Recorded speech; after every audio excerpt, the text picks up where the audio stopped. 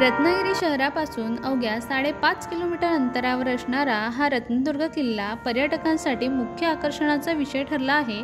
तो म्हणजे त्यावरील अत्यंत सुंदर भगवती मंदिरामुळे व तिथून दिसणाऱ्या समुद्राच्या विहंगम दृश्यामुळे आणि समुद्रापर्यंत जाणारा हा किल्ल्यातील भुयारी मार्गामुळे रत्नदुर्ग किल्ला रत्नागिरी शहराच्या अत्यंत जवळ असून अरबी समुद्राच्या काठावरील डोंगरावर बांधलेला आहे।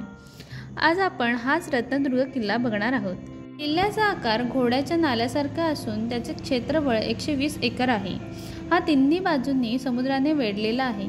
किल्ल्याची तटबंदी ही भरभक्कम अशा दगडांनी बांधलेली आहे। आता आपण गडाच्या प्रवेशद्वारापाशी आलो आहोत, तर चला।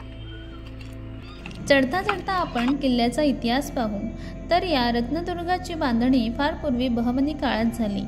1670 साली छत्रपती शिवाजी महाराजांनी हा किल्ला आदिलशहाकडून जिंकून घेतला। धोंडू भास्कर प्रतिनिधी यांनी 1790 साली किल्ल्याची डागडुजी करून त्याला अधिक असे मजबूत बनवले। पुढे गेल्यावर आपल्या नजरेस पडते ते सुबक बांधणीचे श्री भगवती देवीचे शिवकालीन भव्य मंदिर। मोठा सभागृह आणि गाभारा अशी मंदिराची रचना असून गाभाऱ्यात 2.5 ते 3 फूट उंचीची देवी भगवतीची मूर्ती आहे। चांदीचा तांदळा असलेल्या मूर्तीमागे सोनेरी प्रभावळ आहे। दरवर्षी शारदीय नवरात्र उत्सवासह अनेक सण उत्सव इथे भक्तिभावाने साजरे होतात। उत्सवाच्या काळात देवीच्या दर्शनासाठी मंदिरामध्ये भाविकांची प्रचंड गर्दी असते। मुख्य मंदिराच्या समोरच एका दीपमाळेच्या जवळ सरखेल दर्या सारंग कान्होजी आगरे यांचा अर्धकृती पुतळा दिसून येतो। भगवती देवीचे दर्शन घेऊन समोरच असलेल्या किल्ल्याच्या तटबंदीवरून फेरफटका मारण्याचा मोह आपण आवरूच शकत नाही। इथून जे दृश्य दिसतं ते बघतच राहावं असं वाटतं। थोडं पुढे चालत गेल्यावर बसक्या बुरुजावर उभारलेला एक स्तंभ नजरेस दिसतो।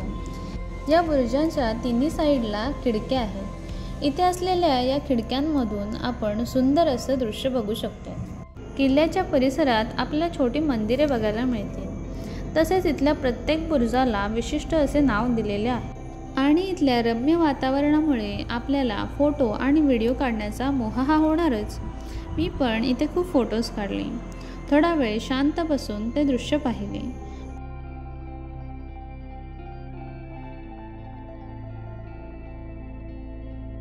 तर तुम्ही पण कधी रत्नागिरीत आलात तर या रत्नदुर्ग किल्ल्यावर नक्की जा आणि व्हिडिओ पूर्णपणे पाहण्यासाठी तुम्हा सर्वांचे मनपूर्वक आभार।